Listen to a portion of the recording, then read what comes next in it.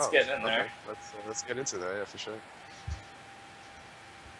Oh, I accidentally hit the wrong person first. All right. So we see the Warlock out of Dark Claw versus the Grim out of the Grim Warrior out of Restriction, and we see a Hellfire and a Shadow Flame in the opening hand of Dark Claw. Uh, at least that's what I saw for a brief second before a spectator decided to bug out. So bear with us, guys, while we figure this out. Every section was a patron, right? Yep. Yeah, we only saw I was saying that I didn't have his cards on my screen yet, but now that I see them, oh look, that swamp ooze already. Do have a swamp. I feel like he's getting that in like every single hand. He threw back the Hellfire, and it's a hand lock here. Okay. Ooh, okay. Did we? Oh, so they can switch. They can switch decks, right? Yeah, they're allowed to. Yeah. Yeah, that makes sense. Huh? I always liked to keep the same decks though. I don't know. I like that consistency. Yeah, it feels good, but you know, every section definitely is expecting a zoo out of Darklaw, or you know, a probable zoo. That is true. So you know, having that end game sheet is an advantage for sure. Darklaw was probably sitting there, and he's probably thinking, you know, he's running a priest and a patron warrior. Yeah, you're gonna want that hand lock versus those classes. Yeah. It's a very good move by Darklaw. I think that's still allowed. The rules have changed over time, so. But as far as I know, it is still allowed. I'm pretty sure it's allowed. There's some ambiguity. Obviously, someone would have stopped the game already if it wasn't. So, yeah. Right, Kappa. Look at all these, yeah, right. Alright, so we see you know, a lot of card draws, a lot of armors. And execute followed up. And an execute. That's good play.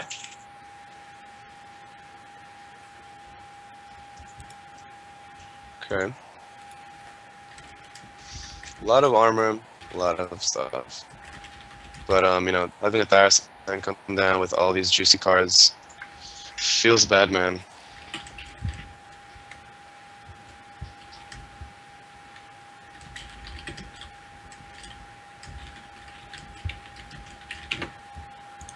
Okay. Ooh.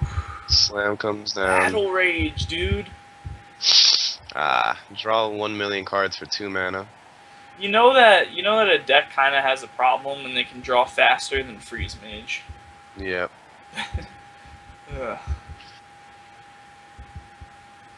Look at that. That's amazing. And you know, this is a handlock favored matchup, but you know, this is a really good start for Patron. Yeah, never say never. There's always a chance.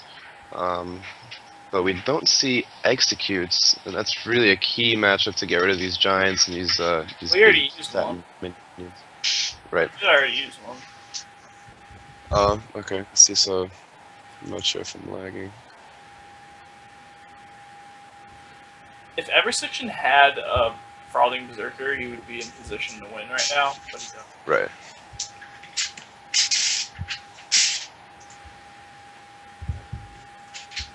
So, you know, yeah, I mean, Handlock's just developing a really strong board. Mm-hmm. I have a question while we have a couple just, you know, standard turns here. What do you think about that rule? That you can change decks between series? I mean, it keeps you on the toes. It keeps you, you know, you can't really do too much homework into a player. You know, you can kind of expect, let's say if you keep tracks on the player, you know what his comfort picks are. But you see these switch-ups, especially with classes like Warlock, classes like Warrior, that have two pretty distinctive archetypes that you can queue into. It can actually make a big difference, especially in the early game. The mulligans, a lot of it is determined in those early decisions. So, to be completely honest with you, I really don't like it because I don't know. This is kind of I've been kind of thinking about this over the past couple weeks, and you know, because we stream the semifinal games and final games. Apparently next week we're going to be streaming like the entire tournament, I guess, or maybe the entire bracket phase. I don't know how it's actually working, but this is what I'm thinking, right? If you can sit there and like for example, Eversection played first and Dark Claw played second, right? So, well, actually, I guess it goes both ways, but I mean, you can just literally sit there and see exactly what the other person is bringing and say, all right, you know what, I'm just going to change my lineup completely to counter that. I don't know. I feel like that creates some kind of small imbalances. I don't know. I mean, just there's no like advantage given We're not to. looking at a lethal, are we? Are we? It might actually be a lethal. I just got back into the game, but it's looking like some I kind of got sidetracked. Well, yeah, yeah because he's gonna get. Grims are coming out. If some of those Grims get hit by the bombs, maybe. Oh, Oh, and the War Song is gonna deny any possible further combo. Would oh you just go wow. for the clear here? Well, a little BM coming out of Dark Claw. That was a mistake. That's a really bad break. Mm-hmm. He's Feels just bad, gonna. man. Do you go? Oh yeah, you have lethal anyway. So whoops. Oh, oh, That was a whoops. mistake with the Fire War Ag. Sapcasters, Thank please. you. Yeah, thank you. Sapcasters. Yeah. Missing lethal with the Oh wow. Fire War Axe. Very impressive. Quick end to the Warlock's career. I got too Sounds like everybody's sidetracked standing. my little rant. I can't even. Yeah, I can't even I got spot kicked out of the people game. anymore. So. Oh jeez. It's hard to keep track of potential lethals when you're getting constantly kicked out of the matches. I kind of Those are like that. That's I like how Dark Claw said I'm gonna bring a deck that's really good against Patron, and then he just got beat by it anyway. It's like, Yeah. it's the ultimate like, haha. Like, did you have fun bringing your counter? Right.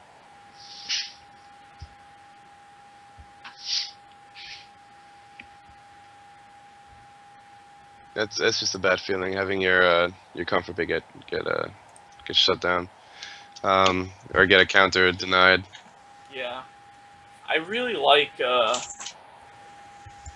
This is a good lineup for Handlock. This is a really good. Like, Rogue is. I mean, Rogue. Eversection's lineup is extremely weak to Handlock. Yep. Which also, that kind of goes further to my point about I don't like how you can switch decks. Although, yeah, I don't know. The conversation definitely goes both ways, because you could also say, oh, but then you know without fail exactly what the other person is playing.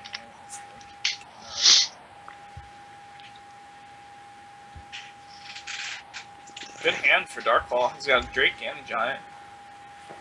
Oh yeah. Drake Giant. We do see a sap. As a rogue player, I'm never sure exactly when's a great time to sap. You just kind of want to, Rogue is a tempo. There's like a difference between playing for tempo and playing for value. So, like, you're not afraid to just use a sap to create that tempo for yourself. Like, right here, see, so saps it, now he's got complete control. Mm-hmm. That's the idea. You don't care about card value, you just kind of want to get the tempo. You go for the juicy mountain giant here? I was thinking about it, yeah. Or do you feel pressure to clear the stuff? Okay. Mm. So coil first, he can still. I mean, next turn he'll have Twilight Drake Sunfear Protector, which is a really good wall. Yeah. He's already seen one sap, so he can kind of, he can feel a lot better about hoping that there's not a sap in Eversection's hand. Like, you could Shadow Flame, I guess. I kind of like the Drake Sunfury, though, to be honest. Drake Silence. Owl? Okay. That's fine, too. Trade and then stop. Yeah, I mean, saving the Sun Fury for the Molens is always a good idea, but it's just like it looks like he doesn't taunt the 8/4. Why would you not taunt the 8/4 here? Well, because it only has 4 health, so it's not hard to clear. He just wants the taunt on the pesky minion. Hopefully, right. So that hopefully the Mountain Giant will live and he can live to attack with it another turn. Okay. And then he's going to play Dr. Boom next turn, too, which is good. The only problem is Rogue's very scary to play against because being at a low HP total is not. It's just very, very uncomfortable. Yeah.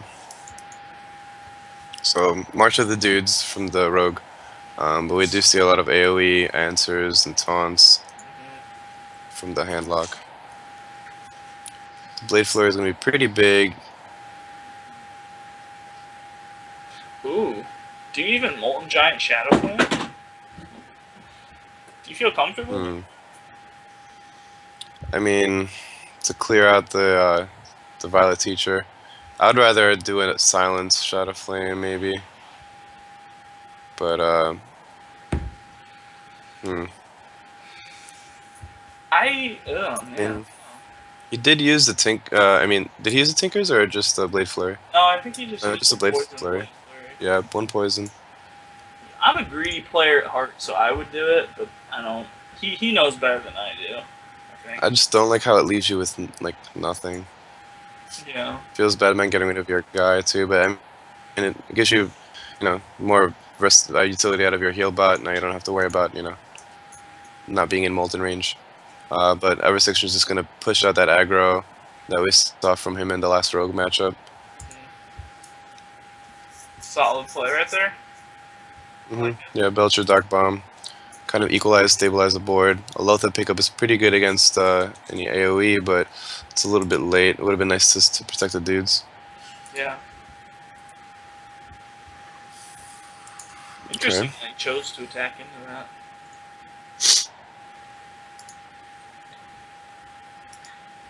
Ooh, like, I don't know if I feel safe playing, like, Dr. Boom Acidic Swamp Walls. Do you feel safe doing that? I guess the answer is no, right? You kind of are itching to heal at this point. It's just everything is so awkward. Yeah, fighting from behind.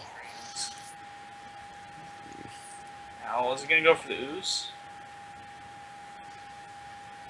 No. See, that's very that's very smart of him, actually. It's very disciplined for him to hold off on that. Yeah, he's really waiting for a juicier application. Got the Tinkers coming out, but it will be pretty much gone with the Blade Flurry this turn. So the Ooze last turn really wouldn't have done anything because he would have just hero powered first anyway. So this is Eversection's power play. This is now or never. Yep, he's pushing it forth. He does have the sprints to pack him up. Can Dark Claw stabilize with a heal bot and a taunt? That's likely not going to be enough though. Keeps him alive for one turn, especially with a Farseer pickup. Yeah, and he does have a Hellfire, to be fair. Does a sprint pick up the other sap? And it does. I think that's going to be lethal, yep. Wait. Yeah. Because he got prep too. Yep. That's going to be lethal with the prep. Wow, look at that. You can dagger up if it's... and that's Eversection's ballsiness, just, we keep talking about it. He's not afraid to just go for these things. It's really, his aggression is really paying off. Is that 2-0? Yeah, it's nice to see Rhodes go really hard. I believe so. Eversection did win the Grim Warrior with the crazy everyone get in here turn. So it is 2-0 now. He's got to pull a win. Ooh, Priestess handlock. So how do you feel about this one, man? It was bound to happen eventually. It's really, really bad matchup for Priest. The only way is, sometimes you get a window as Priest and you just kind of have to go for it, hope that the handlock is nothing. Because you're not going to win an extended game. Right. I mean, the double light bomb does kind of provide a... Oh, right. Actually, it's the Velen Priest. I forgot about that. So that's typical. So it's a little better. It's still bad. Yeah, but we have double Twilight Drake. I would definitely coin out the Twilight Drake next turn versus a Priest. Twilight Drake and the Twilight Drake sounds good. Mind Blast, man. With the spell damage. Look at these OP combos. Wow, that's pretty scary. aggressive. Yeah, That is super that's scary, man. aggressive. Wow. A 5-5 Wild Pyro. Man, Eversection just has some aggressive plays, and it's been paying off for him. Yeah, it's really cool. I love this aggression. Ooh. Yep. He's pushing for the Deathlord drop here. We don't He's just see going for he's his face. Yep. He's going for his face. He has no respect. We're seeing a Twilight Drake go down as well. And only 7 damage. Ooh, a Light Bomb pickup. That's going to be huge. If he had picked up another huge Mind drop. Blast, that would have been lethal. Yeah. That would have been nuts. That's ridiculous. That would have been a turn 6 lethal from Priest versus Handlock. Jesus. We do see another Holy Nova. And he's just going for so face. Look at he's that. just going balls to the walls. And now it's up to Darklaw to get his cards together, and you know, let's get some comeback plays. He's got the tools, he's got the heals, he's got the taunts. Let's see what he gets out of this drop. This could be game breaking, and it's a Molten Giant in 8/8. Not bad. We do see the Light Bomb though, Didn't play around the double. All right, so that was this was Eversection's chance. He kind of needed the second Mind Blast. Mm-hmm. He does have a Light Bomb, but it's kind of tricky for him to get back in this game. I'm not sure. I mean, do you play around double Mind Blast? Do you play around like double Fireball on turn 8, double Kill Command? Like no, these things are just so hard to play around. This is the great thing about Velen Priest right now too, is that it's just starting out of nowhere. It's just starting to come around, so you still don't really expect the big plays. And I mean, as far as we know, he might not even be running. So we see a misplay here. He forgot to trade the Pyromancer in to get the clear. So it's actually might be a big deal here. Yeah, that was just a straight up mistake. First blunder we've seen from Eversection. Yeah. I was actually gonna make a comment on that, on how he can trade in the Light Bomb for the full clear. Yeah. But you know, in retrospect, I should have just said it. Get some credibility back for these casters. Get unsapped. And now we see the aggression in the handlock. Just going for full face, ignoring that Sylvanas. No care is given. Boombots kill Sylvanas? That would be nuts. Boombots, oh, and it's a 2 on Sylvanas. Not quite enough. It's gonna just heal face and pass. There's really no answer for the Sylvanas. I mean, he can drop down some Ancient Watcher and some like junk minions maybe. Well, I mean, you can just straight up trade. Right. Or he could just straight up trade, yeah, but you have enough control in the matchup. You know, you can just play that. Yeah, I mean, he does have Jiraxis, which is just a win condition in itself. So he can just take it easy now. His Priest can't burst, so you know. Yeah, he's sort of stabilized now, and the aggression of the Priest is actually not paying off. He's gonna go ahead and steal the 3/3. Oh yeah, because Darklaw used both. Didn't Darklaw use both? He used both of his Drakes. Right. So besides maybe a Sludge Belcher here, there's not too many things you can steal. Something to note though. Alright, so Darklaw is not going to fall for it. If Darklaw got greedy and played Jiraxis there, Harrison Jones could have brought everything back into the game. Big time, and that's one of the cards that we were talking about even before the match started, is having Harrison Jones in that Priest. Just as like that wild card, that, you know, tempo swing that might not be exactly expected. Oh, and that might have been a mistake throwing that naked Harrison. Again, we see the hyper aggression out of Eversection, pushing for that possible lethal, pushing for that. I mean, he's got Mind Blast in hand. Wait a second. Oh no, anti. He's got Mind Blast in hand, and he's got Velen's Chosen. If he doesn't heal right now, that might be a problem. Oh, is he? Wait, 5 plus another 5 plus 5. That's 15 damage, and we're gonna see a kill here unless he. Wait, 5, 8, 13, 15. Yep, that's it. Wow. That's a well played. Oh my gosh. That was maybe that Harrison. Yep, that Harrison was actually a bait. That was a great bait. That Harrison was a bait, and sap us again because we were saying, oh, he's gonna play. Yeah, he had lethal in hand. He was setting it up for it. Oh my I gosh. feel like an A idiot asking. crazy I would say game. like the worst. I would say the things that make like no sense. Yeah, wow, look at that. Crazy, crazy. Look at that bait. That's nuts. Man. So he 3-0'd his semifinals and 3-0'd the finals. Jeez.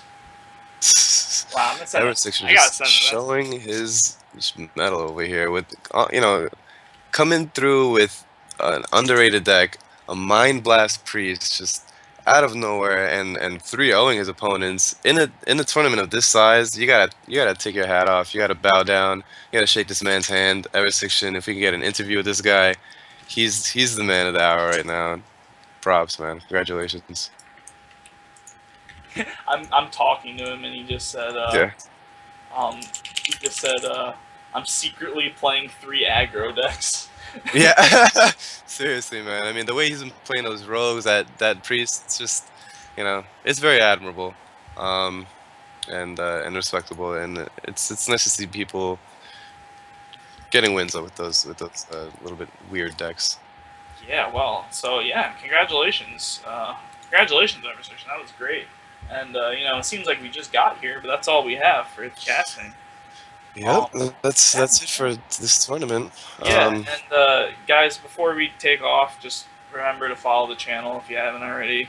Uh, please follow us on Twitter. We have all our Twitter handles down on the bottom of the screen and all that. Yep, check out our website. We're constantly Yeah. pumping out some articles for you guys. And be sure to check in next Tuesday. Get in. Check-ins have been, we've been getting a lot of participants, a lot of people. So be sure to just get on Strivewire, sign up soon. Reserve your spot. Don't sign up late. Don't show up late. And good luck for next week, Oh, guys. and one more thing. If you haven't heard about our Latin American tournament that we're running a Latin American tournament with because Latin America is a region with a lot of really really good players that aren't quite recognized as much as maybe they should be, and we've had a lot of Latin American showing for TNH, and Yep. so how it works is you vote for your favorite Latin American player to play. So feel free to check that out. Please do. Please vote. A lot of these guys are counting on your votes. And, I think that I think that some VS players are playing as well. I think we're like invited or something like that. So Yep. it'll be really fun, and make sure to vote for them, please.